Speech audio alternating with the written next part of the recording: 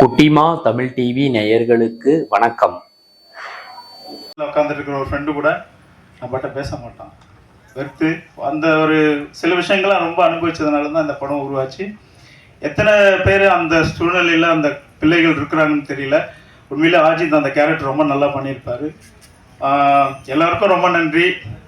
ஊடக நண்பர்கள், உண்மையிலே சொல்கிறேன், நிறைய விஷயங்கள் இன்னைக்கு தளபதி கொண்டாடுறதும் சரி, அல்டிமேட் சார் அஜித்தை கொண்டாடுறதும் சரி, யார் புது ஹீரோக்கள் கொண்டாடுறதும் சரி, அது நீங்கள் இல்லாமல் ஒரு பாசிபிள் இல்லை. ஃபாரின்லேருந்து வந்திருக்கோம் ப்ரொடியூசர் அப்படின்றத விட, நான் எங்களோட கம்பெனியோட முழு நோக்கம் என்னன்னா, இங்கே படம் எடுத்தால் ஒரு 100 குடும்பம் பிழைக்கும். அதனால தான் படம் ஓடலைன்றது விஷயம் கிடையாது. எங்கள் கம்பெனியில் வேலை பார்த்த அத்தனை 100 குடும்பங்களும் 3 மாதம் பசி பட்டி இல்லாமல் இருந்தாங்களா, அது போதும். அதனால தான் எப்போவுமே நல்ல சாப்பாடு போடுங்க. இது கற்றுக்கிட்டு நம்ம விஜயகாந்த் சார் கிட்ட தான். எங்கே போனாலும் நான் கேட்குறது, நல்ல சாப்பாடு போட்டிங்களா. எல்லாம் சம்டைம் எங்கிட்டே சொல்லுவாங்க, சார் இன்னைக்கு கவுச்சில்லை சார், நாளைக்கு பிரியாணி, உடனே பிரியாணி. அதே மாதிரி எல்லா உழைச்ச டெக்னீஷியனையும் கடைசி நாள் என்னோட வீட்டில் கூப்பிட்டு பெரிய டின்னர் கொடுத்தேன். அது எல்லாருக்கும் தெரியும். செய்யாரில் அவங்க ரொம்ப சந்தோஷமாக போனாங்க. இதுதான் எங்களோட கம்பெனியோட நோக்கம். இங்கே வந்திருக்கிற அனைத்து ஊடக நண்பர்களுக்கும், என்னோட கூட நடித்த ஆர்டிஸ்ட், அப்புறம் ராஜேஷ் சார், எல்லாருக்கும் நான் நன்றி கடன் பட்டதாக இருக்கேன். ரொம்ப நன்றி. Thank you so much. பார்த்தீங்கன்னா சிக்ஸர் என்டர்டைன்மெண்ட், தினேஷ் கண்ணன், அன்பு நண்பன், அவர் ஒருத்தர்னால தான் இவ்வளோ எஃபர்ட் போட்டு இந்த படம் இன்னைக்கு திரைக்கு வருது. 1 வருஷம் கழிச்சு அவ்வளோ கஷ்டப்பட்டு அந்த படத்தை திரைக்கு கொண்டு வர்றதுக்கு. ஏன்னா அவ்வளோ பிரச்சனைகள் இருந்துச்சு இந்த படத்தில். இந்த படம் நல்லா வர்றதுக்கு காரணம் அவருன்னு நான் சொல்ல முடியும். அதுக்கப்புறம் நம்ம படத்தில் நடித்த நரேன் சார் ரொம்ப நல்ல பர்சன். ஒரு சீனியர். எனக்கு ஆக்சுவலாக ஃபஸ்ட்டு படம்.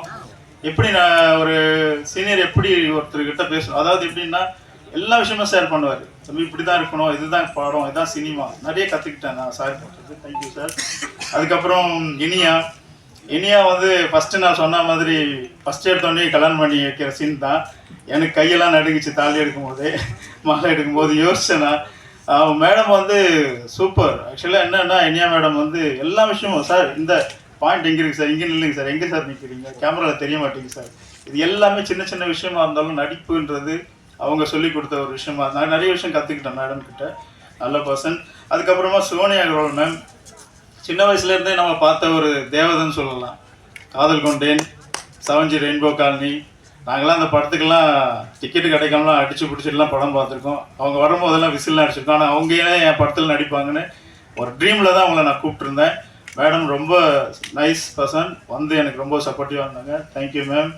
அண்டு அஜித், நல்ல தம்பி, கூப்பிட்டு டேய் தம்பி, எனக்கு இந்த மாதிரி தான் நான் என்னோட கதை இருக்குது அப்படின்னு சொல்லும் போது, நான் பார்த்து பண்ணிடலாம் பிரதர், நான் பண்ணுறேன் அப்படின்னு சொல்லிட்டு டைரக்டர் சொன்ன மாதிரி நிறைய விஷயங்கள். எச்சத்து சீனு கூட ஒரு ஆர்டிஸ்ட் ஒத்துக்க மாட்டாங்க யாருமே. இப்போ வாமிட் எடுப்பாங்க அஜித் மேலே, அதை தொடச்சிக்கிட்டு ரொம்ப ஒரு நைஸ் ஒரு அட்ஜஸ்ட் பண்ணி அந்த கேரக்டரை பண்ணாப்புல. தம்பி ரொம்ப நன்றி. அதே மாதிரி துபாயில் போய் செட்டில் இருக்காரு, எனக்காக வந்திருக்காரு. தேங்க்யூ. கிருஷ்ணா குரூப், அவங்க பிஸி ஷெடியூல், ஆக்சுவலாக ஷூட்டிங்கில் இருந்தாங்க. நான் கால் பண்ணி ப்ளீஸ் வாங்க அப்படின்னேன். அவங்க எனக்காக வரேன் சார், கண்டிப்பாக சார், டைம் இல்லைன்னு சொல்லி டேரக்டர்கிட்ட பர்மிஷன் வாங்கிட்டு வந்திருக்காங்க. தேங்க்யூ ஸோ மச்ப்பா. அண்ட் அருந்ததி நாயர், அவங்க வர முடியல, அவங்க உடல்நிலை சரியில்லை, அந்த காரணத்தில் அவங்கள அவாய்ட் பண்ணிட்டாங்க. சென்ட்ராயன், என்னோடய ஃபேமிலி ஃப்ரெண்ட், மச்சான் தான் கூப்பிடணும். ஏன்னா எப்போ பார்த்தாலும் என் ஒய்ஃப் கூட தங்கச்சி வீட்டுக்கு வந்துட்டு கிச்சனுக்குள்ளே போயிட்டு சாப்பாடு எடுத்து சாப்பிட்ற ஆள் அவர்.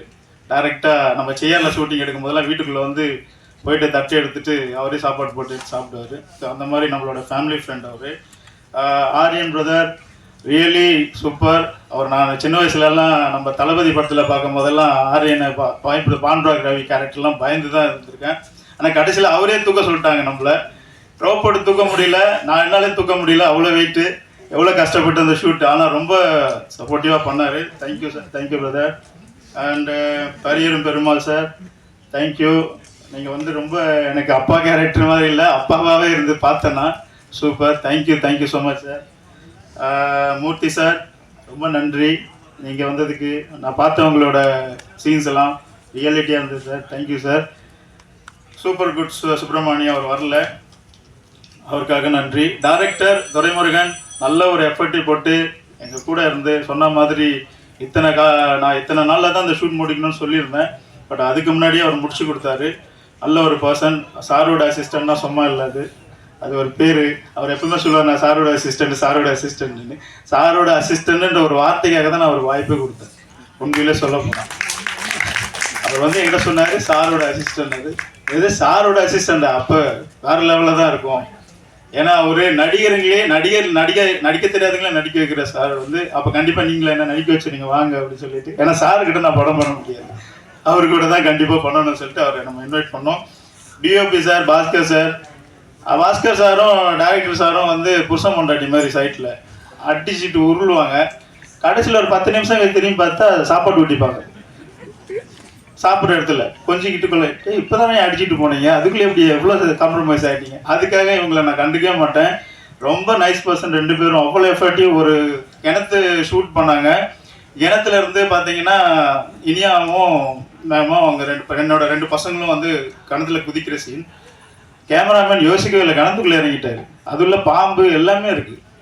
சார் என்ன சார் யோசிக்கலைன்னா அதுதான் அவருக்கு உள்ள டேலண்ட். ஆனால் அந்த சீன் பார்க்கும்போது தான் தெரியுது அவ்வளோ நேச்சராக வந்திருக்கு. Thank you sir. சன் மாஸ்டர் சார் இங்கே வரல. எங்கிருந்து ஆரம்பிக்கிறது? ஜேம்ஸ் சார் அவர் ஃபஸ்ட்டு பேசும்போது இந்த சமுதாயத்துக்கு இதிலேருந்து ஒரு மெசேஜ் சொல்கிறேன் அப்படின்னு வந்து சொன்னார் இந்த படத்து மூலமாக. ஆக்சுவலாக அது கிடையாது. நிஜத்திலேயே நீங்கள் ஒரு மெசேஜ் சொல்லியிருக்கீங்க. 2000 வருஷமாக இருக்கக்கூடிய இந்த ஜாதி பிரச்சனைங்க உங்களுக்கும் இது நடந்திருக்குது. நீங்கள் அதை கடந்து கிராமத்திலேருந்து படித்து நகரத்துக்கு போனீங்க, நகரத்துலேருந்து பெருநகரத்துக்கு போனீங்க, பெருநகரத்துலேருந்து பெருநாட்டுக்கு போயிட்டு இருக்கோம். இதுதான் நீங்கள் எல்லாருக்கும் சொல்லக்கூடிய மெசேஜ். சும்மா அங்கேயே சுற்றிக்கிட்டு அதை பற்றியே பேசிகிட்டு இருக்காதீங்க, படித்து முன்னேறி போய்கிட்டே இருங்க அப்படின்னு சொல்கிறது தான் இது வந்து இந்த சொசைட்டிக்கு நீங்கள் நேரடியாக சொல்லக்கூடிய விஷயம். 2வது, துரை வந்து சென்ட்ராயன் வந்து கடைசியாக பேசும்போது சில விஷயங்கள் பிரச்சனை இருக்குது. நம்ம பேச வந்ததில் அவங்க பேசிடுவாங்க. அது நீங்களும் சரி, காசு இருக்குது அப்படி எடுத்து வச்சிருக்கிறேன் ஏதோ ஒன்று.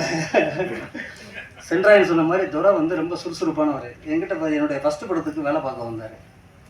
ஃபஸ்ட்டு வரும்போதே அவர் வந்து சொன்னார், சார் என் பேர் துரை சார், பிரபு அனுப்பிவிட்டார் சார், எனக்கு நீங்கள் சம்பளம் கொடுக்கல அப்படிங்கலாம் 2வது விஷயம் சார். ஆனால் எனக்கு பேர் வந்து அசோசியேட் கார்டு போடணும் சார், போடுவீங்களா சார்?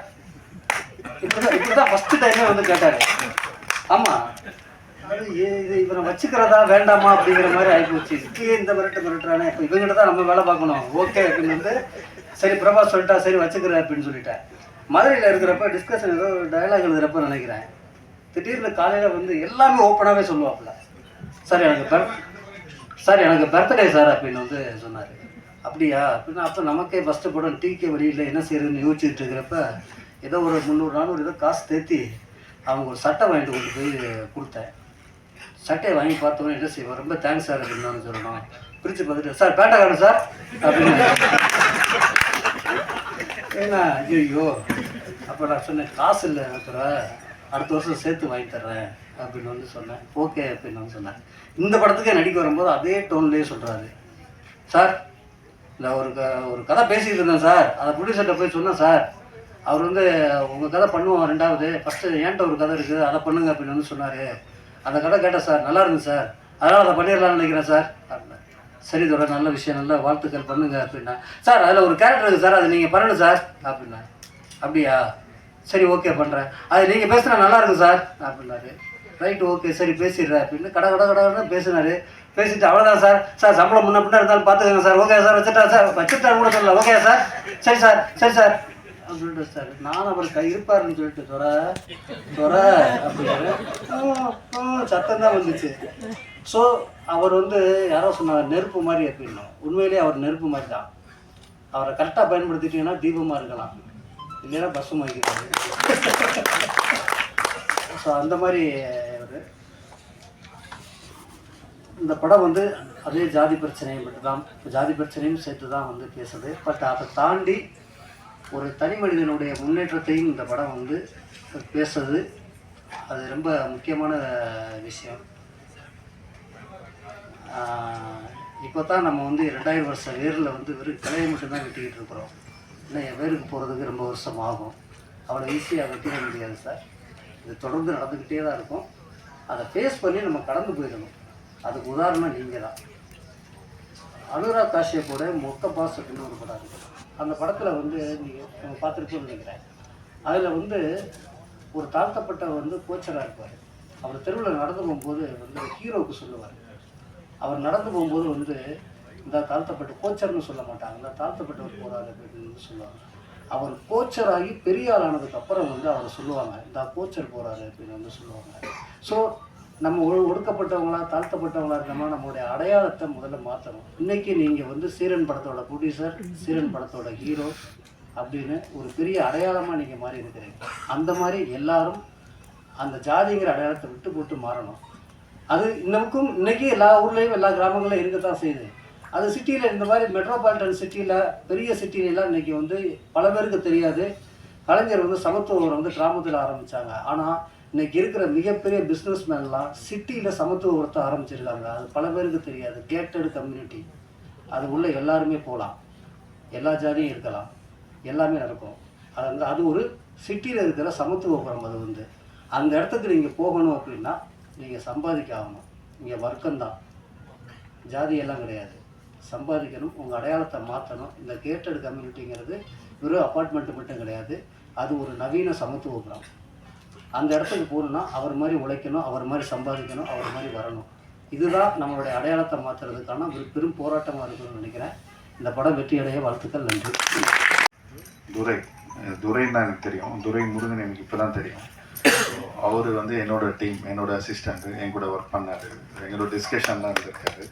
ஸோ அவருக்கு இந்த படம் நான் பண்ணுறேன் சார், நான் பண்ணியிருக்கேன், நீங்கள் வரணும் சார் சொல்லி கூப்பிட்டாரு. ரொம்ப சந்தோஷமாக இருந்துச்சு.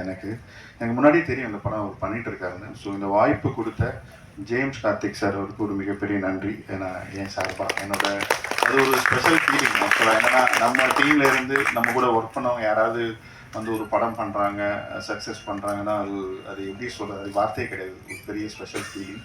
ஸோ ரொம்ப ரொம்ப சந்தோஷமாக இருக்குது இந்த ஃபங்க்ஷன் வந்ததுக்கு. அப்புறம் துரை சென்றாயன் சொன்ன மாதிரி ஒரே பரபரப்பாக தான் இருப்பார். இந்த படத்தில் எப்படி எல்லாம் நடிக்கிறதுக்கெலாம் டைம் கொடுத்தாரா, எல்லா ஆர்டிஸ்ட்டுக்கு டெக்னீஷியன்ஸுக்கெலாம் வேலை செய்கிறதுக்கு டைம் கொடுத்தாரா? அதான் ஃபுல்லாக ஒரே பரபரப்பாகவே இருப்பார். எப்படி சார் ஜேம்ஸ் சார், என்ன சார், ஓகே தானே சார் எல்லாம்? ஓகே. ஸோ ரொம்ப சந்தோஷம். அப்புறம் மெயினாக என்ன சொல்லணும்னு தோணுச்சுன்னா, நல்லா இருந்துச்சு இந்த சாங், ரொம்ப பிடிச்சிருந்தது எனக்கு. ஸ்னேகன் சார் எழுதியிருக்காரு. அதே மாதிரி இந்த இது டீசரும் அதுவும் நல்லா இருந்துச்சு. அப்புறம் லிரிக்ஸ் ரைட்டர் கார்த்திக் சார், நீங்கள் நிறைய நல்ல பாட்டு எழுதிட்டுருக்கீங்க, தொடர்ந்து எழுதுவீங்க. நீங்கள் உங்களுக்கு பெரிய ஃபியூச்சர் இருக்குது.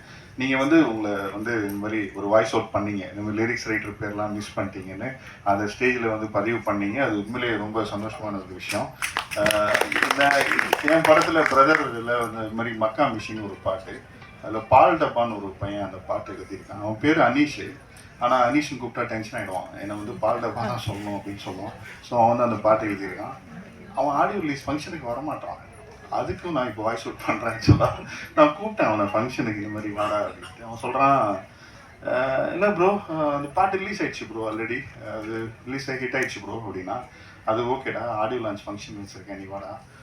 அதான் ரிலீஸ் ஆகிடுச்சு ப்ரோ, அப்புறம் என்ன? இல்லை ப்ரோ மற்ற பாட்டுலாம், அப்போ மற்ற லிரிக்ஸ் ரைட்டர்லாம் கூப்பிடுங்க, என்னையே கூப்பிடு அப்படின்னா. இல்லைடா வாடா ஃபங்க்ஷனுக்கு வாடா, எல்லோரும் வராங்கடா. எதுக்கு வரணும் ப்ரோ? இல்லை சும்மா எல்லோரும் விஷ் பண்ண, எல்லாம் நம்பர் அனுப்பிச்சி விடுங்க ப்ரோ, நான் மெசேஜ் பண்ணுறேன் ப்ரோ அப்புறமா ஃப்ரீயாக இருக்கும். இல்லைடா ஆடியோ லான்ச் ஃபங்க்ஷன் தான். ஓகே ப்ரோ, அதான் ஹாரிஸ் சார் தானே மியூசிக் பண்ணிருக்காரு, அவர் வராருல்ல அப்படின்னா. இல்லைடா எனக்கு என்ன சொல்ல தெரில, சரி வாடா அப்படின்னா வந்துட்டு எல்லோரும் விஷ் பண்ணிட்டு கிளம்பிட்டான். ஸ்டேஜில் நான் எதுக்கு ப்ரோ வேணும், எனக்கு வேலை இருக்குது ப்ரோ எனக்கு அப்படின்னு போயிட்டான். ஸோ அதையும் நான் இங்கே பதிவு பண்ணுறேன். லிரிக்ஸ் ரைட்டர் எல்லாரும் வரணும் ஃபங்க்ஷனுக்கு. ஸோ அதுக்கும் நான் வாய்ஸ் ஒர்க் பண்ணுறேன் இடத்துல. அப்புறம் ஆக்சுவலாக என்னென்னா ஒரு விஷயம் உட்காந்துட்டு இருக்கும்போது இதெல்லாம் பார்க்கும்போது தோணுச்சு. இப்போ நம்ம பிகினிங்லேருந்து பார்த்தோம்னா, இப்போ சேது படமாகட்டும், அப்புறம் அதுக்கப்புறம் நிறைய படங்கள், பரியேறும் பெருமாள் ஆகட்டும், அட்டகத்தி படமாகட்டும், அப்புறம் சதுரங்க வேட்டை படமாகட்டும், அப்புறம் சித்திரம் பேசுதடி, இந்த மாதிரி படங்கள் எல்லாமே ரிலீஸ் ஆகும்போது ரொம்ப சின்ன படங்களாக, சின்ன பட்ஜெட்டில் எடுத்த அழகான படங்களாக தான் ரிலீஸ் ஆச்சு. ஆனால் அந்த படம் வந்ததுக்கப்புறம் அந்த படத்தோட கண்டென்ட் மக்களுக்கு பிடிச்சதுனால, மீடியாவுக்கும் பிடிச்சதுனால, அந்த படத்தை கொண்டாடி அந்த படத்தை எங்கேயோ கொண்டு போயிட்டீங்க. ஸோ அது மாதிரி ஒரு படமாக இந்த படம் அமையணும் அப்படின்னு நான் நினைக்கிறேன்.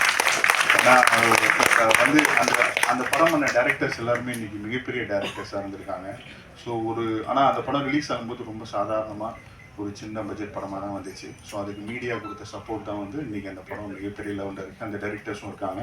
ஸோ அந்த மாதிரி இந்த படம் உங்களுக்கு பிடிச்சதுன்னா இந்த படத்துக்கு நீங்கள் மிகப்பெரிய லெவலில் சப்போர்ட் கொடுத்து இந்த இயக்குனரையும் இந்த தயாரிப்பாளரையும் இந்த படத்தையும் நீங்கள் மிகப்பெரிய லெவலில் கொண்டு போகணும் அப்படின்னு நான் வந்து உங்களை ரொம்ப வேண்டி கேட்டுக்கிறேன்.